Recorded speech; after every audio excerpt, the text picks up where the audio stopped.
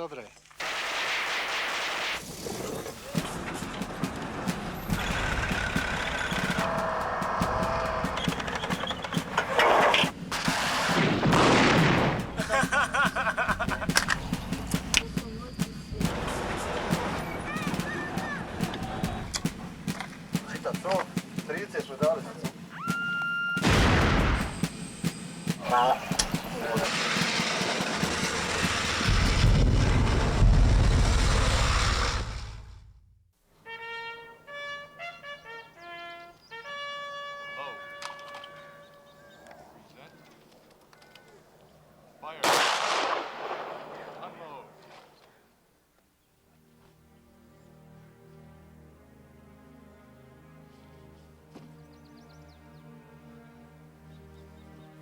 Chilliwack, BC, June 1994.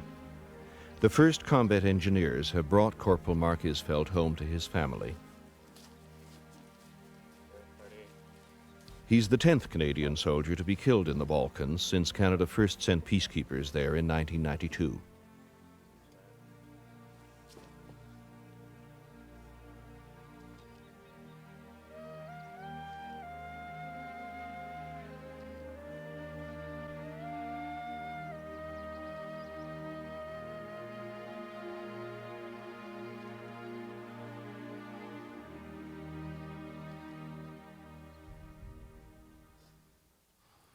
The helicopter landed. They threw me inside, and they threw Issy in on top. So, I mean, what are you supposed to do? I mean, you look out and everybody's there, the whole, there's a battalion out there. Sergeant Greg James was Mark Isfeld's section commander in Croatia. So we get aboard the helicopter, and all you could do with Issy is, you knew he must have been, right? So you just reached up and touch him and tell him to hang in there. You don't dwell on it. You don't think about it. If you did, you could never go out every morning into the fields, Sometimes at night when you're having a few pints and you just say, fuck, if it ever happened to me, just let me lay there and bleed, don't even try to fix me. But the next day, hit the clear button, get back out there,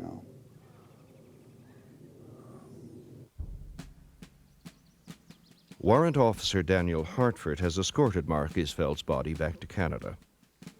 Next week, he'll rejoin their unit in the Balkans and start clearing minefields again.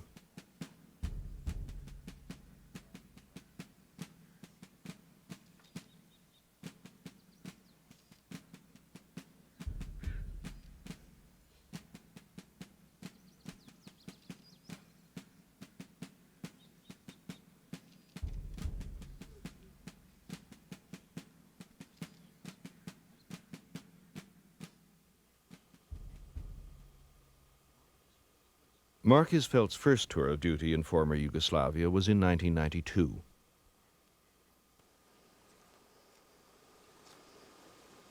TMA-3 anti-tank mines. Here Sergeant Payne is checking this TMA-3. He's looking for anti-lift wires. The TMA-3 has a little anti-lift well on the bottom. It was the first time he'd ever cleared live mines under combat conditions. This is what's left of the track. Sergeant Payne's still in those boots, no problem there. Fucking arsehole. It's a vehicle that was struck.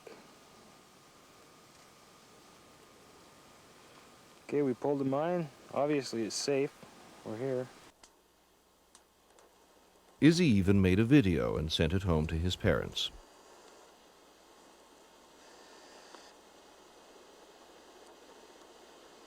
Make sure that the fuse is seated properly. Some of these have been booby trapped.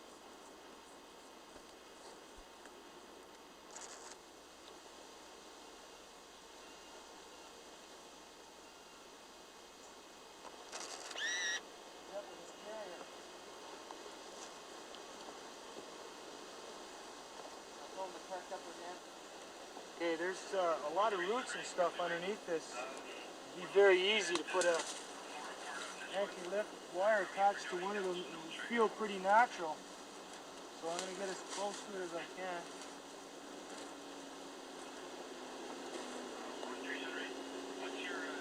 You can reach under it quite a ways. Yeah, that's just a root.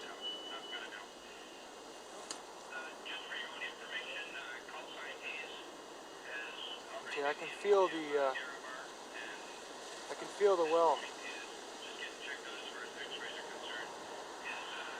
No. There goes. It's safe.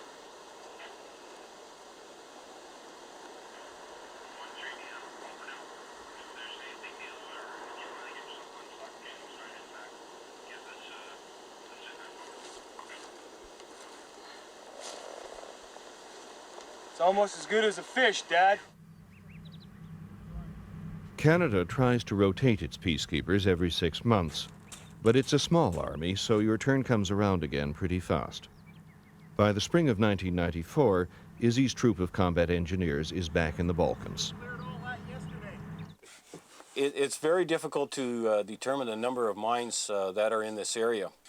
However, from the traces and the records which both sides have submitted, for example, in this particular area, there are approximately 400,000 to 600,000 mines. The ground has changed hands several times in certain areas throughout the line of separation, where neither side is aware if additional mines had been put in place or operations had been conducted to change the locations of certain minefields. This is not the first time this has happened, and we're not going to 92 Brigade headquarters to, in fact, give them fuel. More follow over. What we have here is a Serbian minefield record. It's the same format as the old former Yugoslav Republic used. What we will receive from the belligerent forces to actually go out and conduct mine clearance, and it will show us kind of where the mines are within paces. So as you can see, it's not the easiest job in the world. The section commander, before he goes out again, will take this and he'll place it on the map, and it'll give him an idea where there could be mines, and we'll give him a little heads up so he can be better prepared for the day. This is the area that we're going to be going into today. As you can see, when we place the trace up on the map, it's fairly congested with minefields, so we'll be that much more vigilant out there. Mine clearing is dangerous work, but if you're going to peacekeep, you have to do it. Otherwise, your troops can't move around the zone they're supposed to control. Engineers on both sides are probably have light conversation. They're joking about their girlfriends. They're talking about what they did last night. The odd one-liner will be happening. Just getting psyched out to get on the day's events. The Croatian forces are doing the exact same thing. They have the advantage of half-ass knowing where the mines are, whereas we don't. Forward, they have a sweep team / the guy that finds a tripwire accidentally. And then behind them, they've got the commander. He's the guy there with the radio, and he also has the minefield records for this area, which are fairly accurate on the Croatian side, a little bit more questionable on the Serb side. Once the peacekeepers have separated the two sides, the most urgent job is opening up patrol routes in the zone of separation. And the people who originally laid the mines, the Serbs and the Croats in this case, are supposed to help you find them. Sometimes they do. Mark Isfeld. We were clearing up to a Croatian OP, and the Croatian watched us clearing for approximately 2 hours up to his point. Then he started to wave at us and point us, try to get us to go back, and he realized that we were going to push on forward, and he came up and he lifted 20 PMA2s. It's a small little anti-personnel mine with enough power just to blow off your foot, and all that you see is a little star-shaped pressure plate on the top. He lifted those, and then he made us aware of another 7 anti-personnel mines that were in grass that was waist high. Myself and Philip one of the better engineers that we've met, a Croatian. Him and I lifted those mines, and we came on one PMR 2 that the fuse, the pin was actually out and it failed to function. So anything from a blade of grass to a little flick is enough to set that off. While he was investigating that mine, we noticed that there was a prom in the ground right beside it, of which he knew nothing about. We didn't know where it came from, and at that point we decided we were going to blow those mines up. But that was a pretty scary situation to be in. Are there any more of these out there? Ima još koje tamo. За sad još nije nađena, možda nađemo još koje. Верните ендени till nebe, maybe they'll find some more. Was this in the original minefield, or is someone else put this in? Je li ovo bilo na karti? Ili to je nečije drugo minsko? Bila je po zapisniku. It was on the map, it was on the card. Da!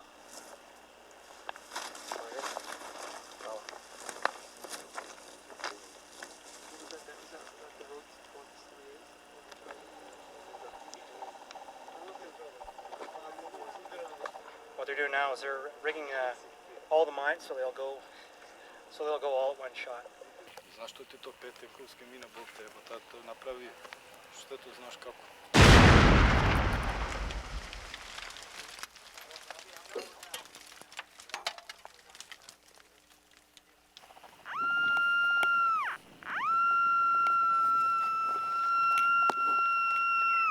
The mine is plastic. It can't be picked up by the metal detector.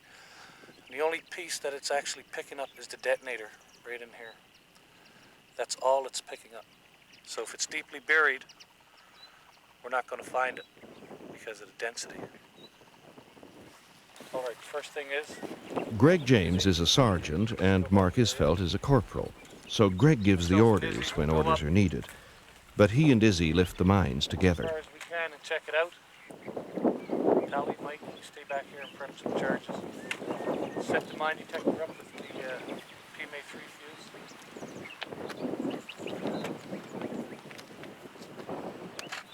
We're on a booby trap clearance operation.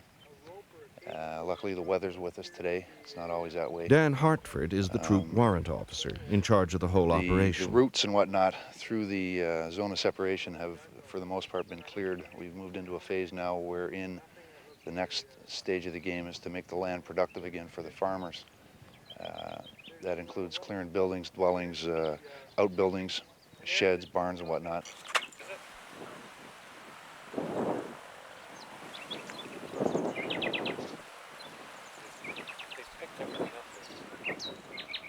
First phase of the game is recce. You can see my men over here. First thing they're going to be doing is utilizing optics of one kind or another, binoculars, spotting scopes. Occasionally we use the scopes mounted on our rifles, although it's makes the local people a little nervous when we do that. The idea is to look as closely at the ground for any signs or indications that there is booby trapping or mining.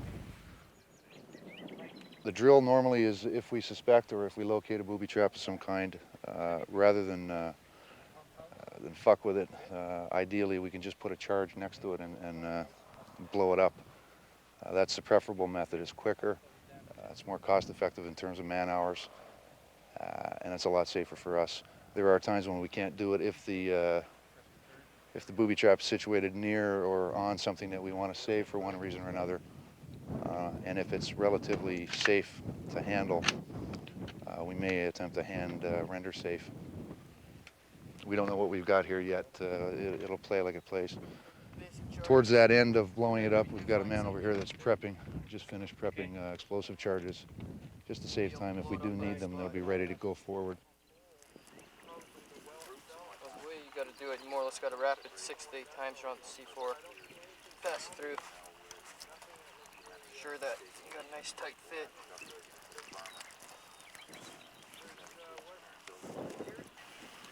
They're saying the pump house. Depending on who laid it, there could be a come up. All right, there may be something in front of the pump house waiting for us. All right, or it could be actually into the pump house.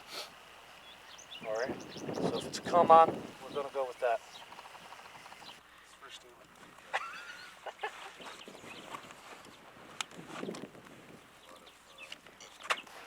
there's anything in between us and the pump house, we'll bip. Okay, but the pump house must stay. So if there's anything near the pump house that will damage it, we'll have to disarm. All right? You two stay back here, prep the charges, carry on. Myself and Issy will go forward. Okay, let's have a round of the spout.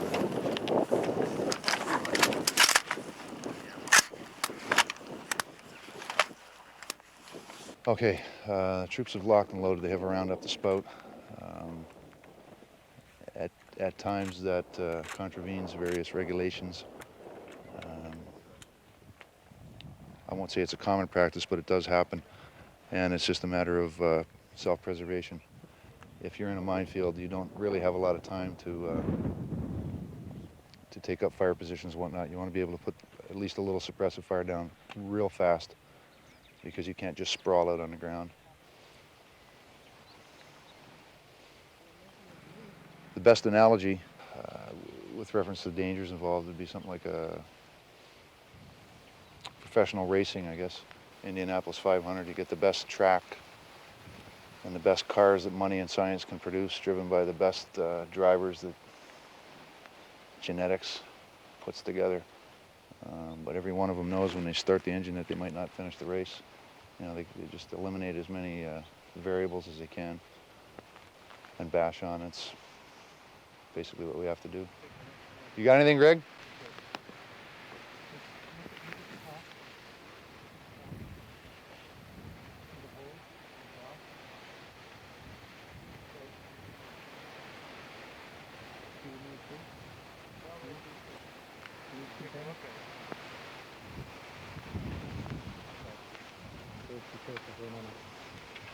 What do you figure that is?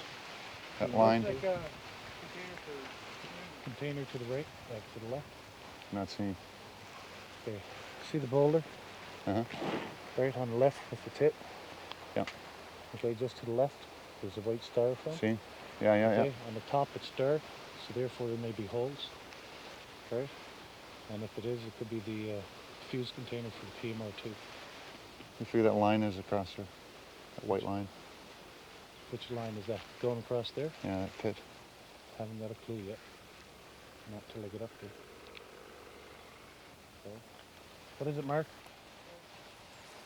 It's the top off the PMR2 fuse container. Okay, we've got confirmation now. Just to add a little more credence to the local gossip, we've actually found a sign that, Okay. that somebody's been Stop, using drop. the fuses out here. Leave it. Okay. And back off.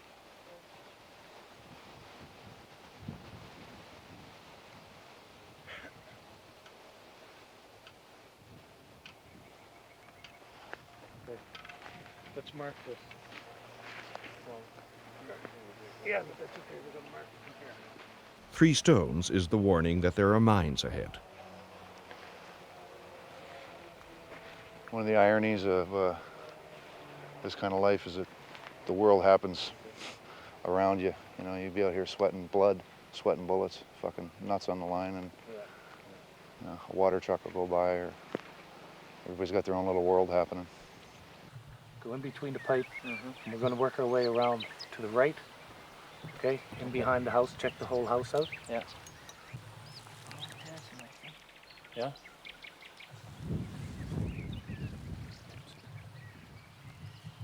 Okay, there's PMR2s here for sure. They've cleared the way up to the, what I'm sure is a pump house. They've cleared a bit of workspace around it, and what they're trying to do now is get a good look inside of it.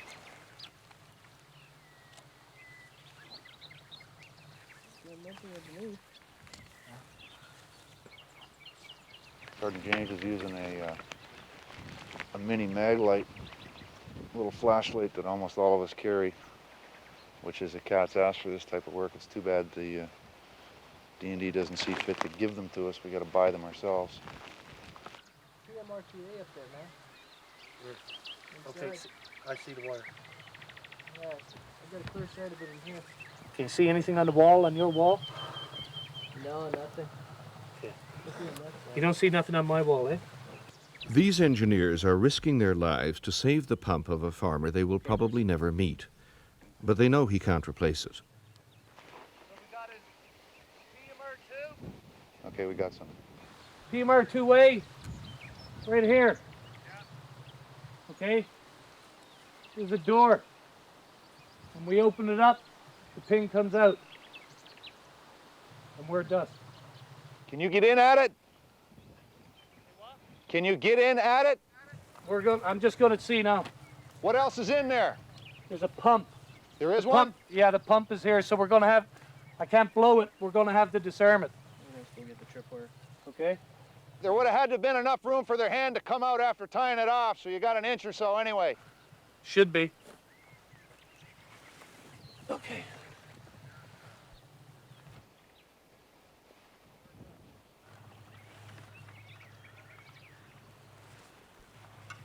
Yeah, right there.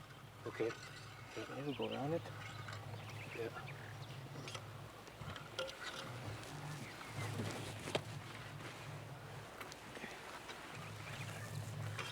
Whoa, back off. Okay, come ahead again. First thing he's going to do is Come ahead. Okay, run good. tripwire feeler Come through there. through a crack to see if there's in fact only that one tripwire. He must have pretty good vision in through those holes, or he wouldn't have decided on this approach. Is he okay? Yeah, she's okay so Okay. far. I can see it. I can see it. It's good. You still got some Have I got slack. more room? Yeah, you do.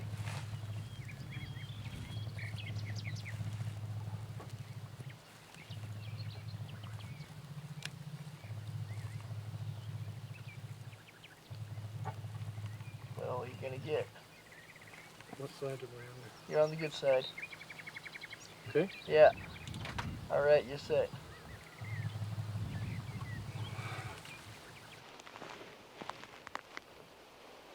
Okay. Lift up on it.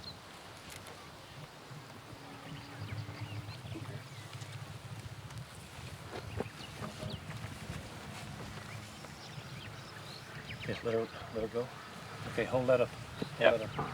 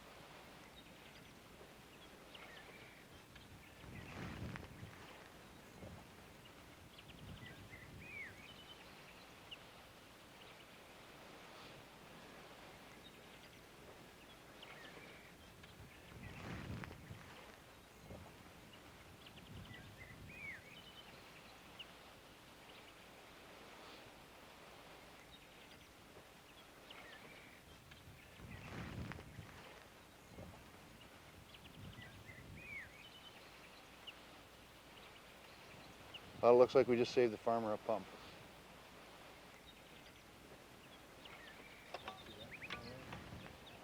Simply removing the body of the mine. And there it is. It's a genuine article. It's cast TNT. That's the core of it there. Yeah, that's the explosive. So what's left now is to get rid of the explosive and to give the mine body to some remp for a pencil holder.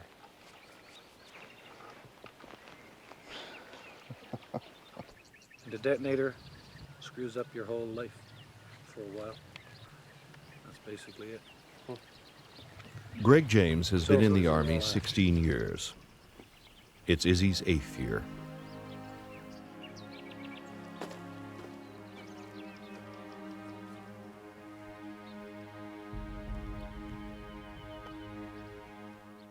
This mine is the PMA 3. It's one of the more deadly mines. It actually contains about the least explosives. There's only 35 grams of explosives in the mine. All it's going to really do is put a hole through your foot, maybe take off your toes or whatever. But that's enough to take a few guys out of the picture. You find the people who laid them will even refuse to go down and pick them up. We have so-called gray areas where nobody's too sure on who laid it, the Croatians or the Serbians. So therefore, we have to go in and we'll find quite a few of them, right? They're pretty scary getting close to them. This mine here took the life of one of our comrades on the first tour that was here before. This is a TMA-5. It's a completely plastic mine. The only detectable part is when you put the fuse into it. But judging by the size of the hole that was left when the vehicle drove over the mine, they suspect there was around 3 to 5 of these mines actually stacked on top of each other. And that was in an area that was suspectedly reseeded. After we had cleared it, they came in afterwards and put more mines. I don't know if it was to retain the area in its mine state, or who knows, it's all speculation whether they were going after us or not. Everything that's here in theater, we've been given specific direction to actually blow up unless it's of a nature that it's extremely dangerous to blow it up where it's sitting, or orders come down that whatever it is, where it's sitting, has to be saved or the like. So generally the rule is we're going to blow it up because we're not here to go for the thrill of disarming the stuff. You know, it's enough for us to take care of that mine and get rid of it so that it can't kill anybody. The trickiest situations are where there's been fighting and there are abandoned and damaged explosives as well as the usual booby traps. We're going to yank them out, see if it holds any surprises for us. The Serbs pulled off this observation post in a hurry some time ago. Now it's going to become a Canadian OP. But first, the engineers have to clear it.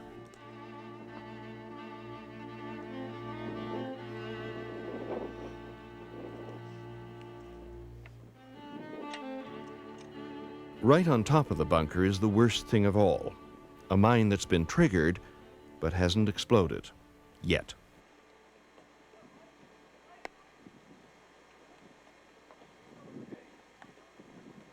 What it is, the prom is damaged. Looks like she did go up. The first charge did send her up about 1 meter. The main charge never went. So that means the detonator is still functioning. Okay, so instead of taking this back down the road, what we're going to end up doing is rip it. No reason for me to touch it. There's nothing important here.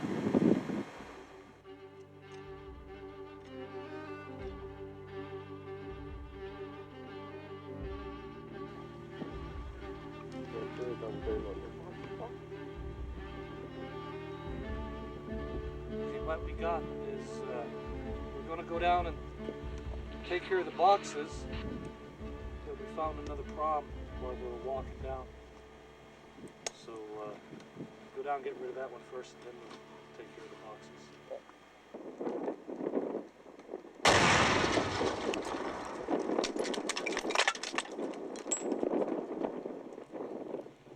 What we have here is a BIP. Basically, we're going to blow a bunch of explosives that we picked up in the fields around here. It's going to happen in about 18 minutes. You want to be at least 500 meters away from this, or you're going to wear some of the rock around you. It took us men, 6 guys, 2 hours to set this up. There's approximately 500 kilograms of explosives going to be detonated at once. There's many types of mines. There's TMA-2s, TMA-3s, TMA-4s, TMM-1s. They are booby trapping the TMA-3s, TMA-4s, which what they're using is a Prom-1, which is a bounding mine. It bounds approximately 1 meter from the ground, detonates with 700 ball bearings in it. What happens is they dig a hole, nice round hole, put it in the ground, place the mine top level with the ground with the mine on top of the anti-burst mine. So as soon as you unscrew, take the fuses out, you figure it's safe, You go to pick up this mine, it moves the fuse on top of the prom 1, detonates that, which detonates this, and you become a member of the Pink Mist Society. The Pink Mist Society. As the soldiers say, if you can't take a joke, you shouldn't have joined. 5, 4, 3, 2, 1, detonation!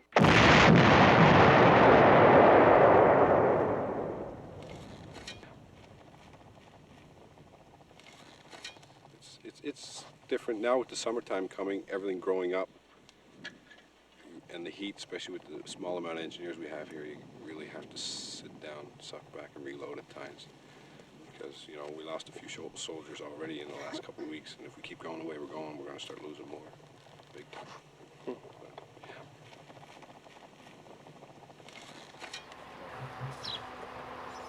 If you get underneath here, you can see there's a hole ripped right in the hull.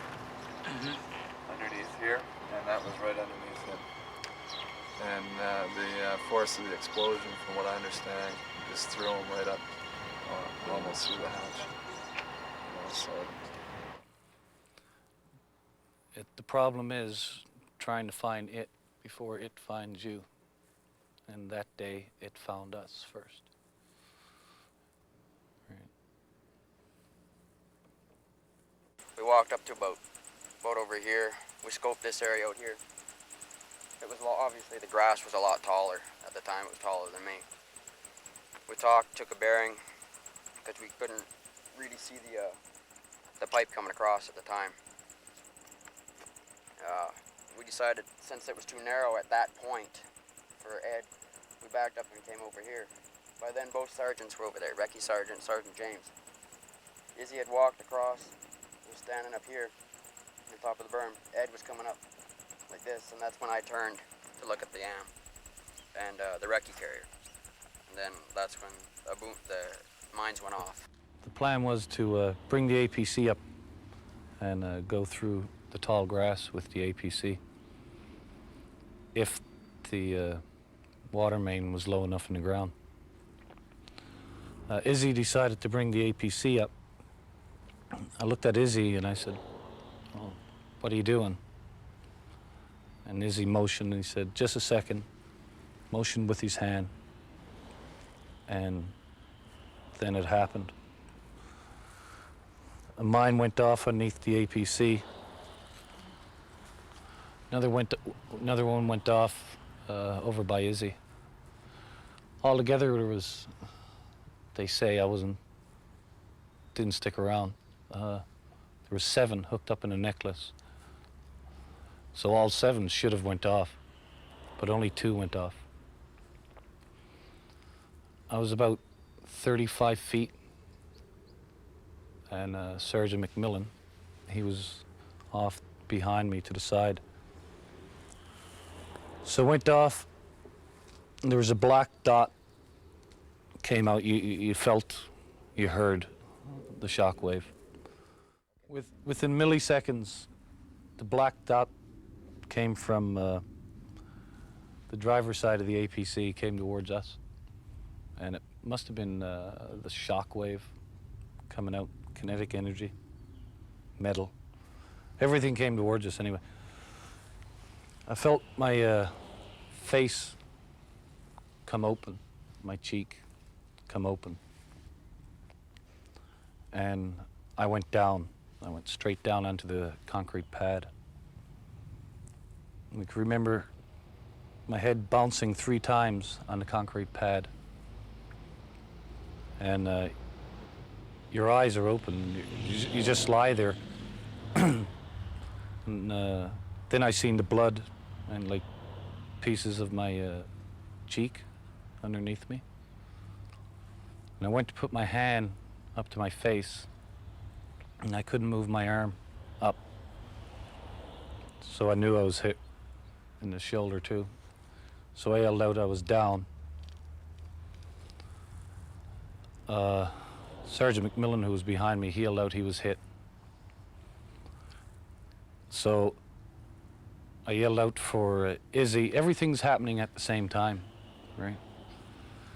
You yell out to Issy, get no response from Issy, trying to get the field dressing off my side to put up to my face tried to stand up, and then I looked down at my foot, and my foot is bleeding through the boot. I yelled out for Issy, and I got no response from Issy. And I yelled out twice, and he never answered. So I yelled out for Miriam, and Miriam, he yelled out he was okay. He yelled out for Tally, Tally's okay. Yelled out for Ed, I never got nothing back from Ed.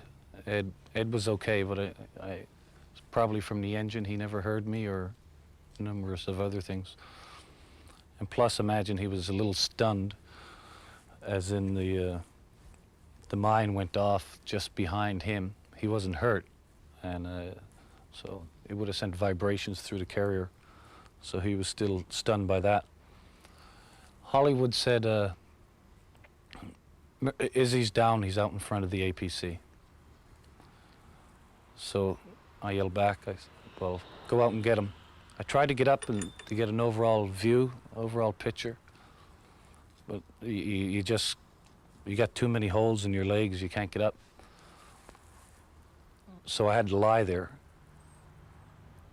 The infantry sergeant got cut my rifle off me. And he's putting shell dressings on himself, and I'm trying to put shell dressings on myself.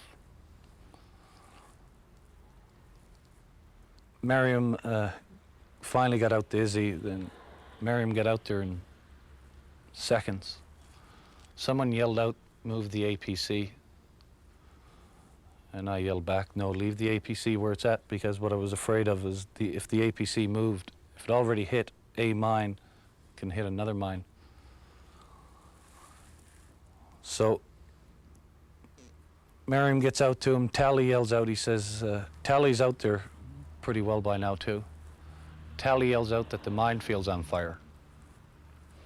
So now we've got a fire in the middle of the minefield. So all we needed was the fire to hit a mine, get enough heat in there, and another one will go off. So all you yell out is, you know, carry on, you're doing good, just, you know, get Issy out of there. So they got Issy out, and then they came for me, and little Tally said I was heavy, but with a little bit of encouragement, he picked me up. And he dragged us out. We got to the back of the APC, and then I looked over at Issy. And this is the first time I saw him since when he was standing in front of the APC. And you looked over and you knew right there and then that he was dead. So finally they got me in the x-ray machine, in the x-ray room. They doing the x-rays, looking for all this metal. And finally I wouldn't let him touch me anymore. I said, go get me the Dr. Smith. And Dr. Smith came in. I said, where's Issy? And he wouldn't. He said, don't worry about Issy, just worry about yourself. And so I just grabbed him, like, not grabbed him, but you know, I reached up and touched him, and I said, is he dead? And he said, yeah, he's dead. And I said, well, that's all you had to do, was just tell me he was dead.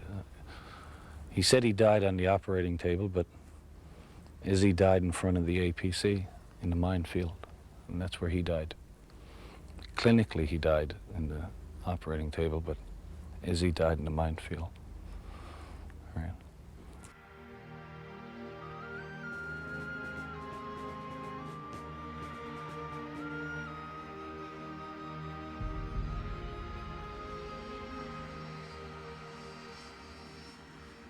The worst thing that I was dreading,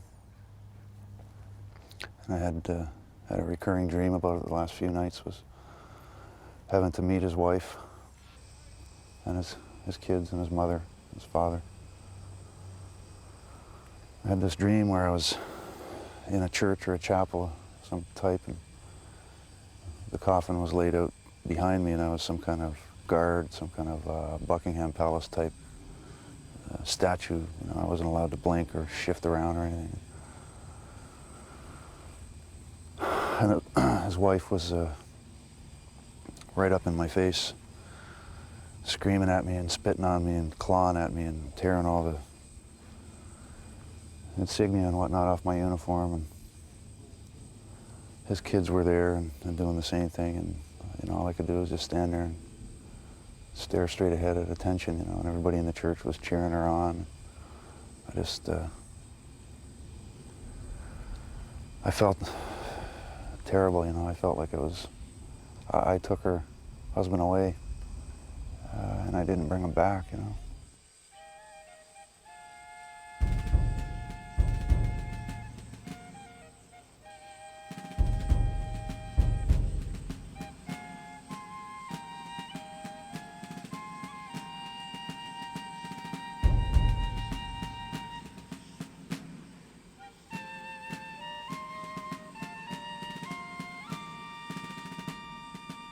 It didn't turn out that way. I met her and I met the family, and I had to break the news to her that I didn't think it would be a good idea to have an open coffin,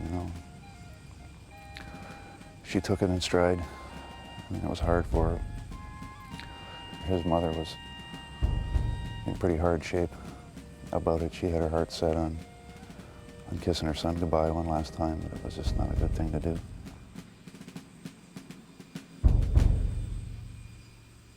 I haven't talked to his mom yet. I talked to Kelly and his dad. I feel better, but his mom is going to be hard to talk to. What are you supposed to say? I mean, you were responsible for someone's life. Not his death, but his life. So, what are you supposed to tell him? I don't know. I'm not a superstitious person, nor do I believe in psychic anything, but Mark told me that he was apprehensive before he went on this trip. He told me that something is going to happen, Dad. Something is going to happen, and he immediately said to me, not necessarily to me, he says, but I don't like it. I don't like the situation. Something is going to happen.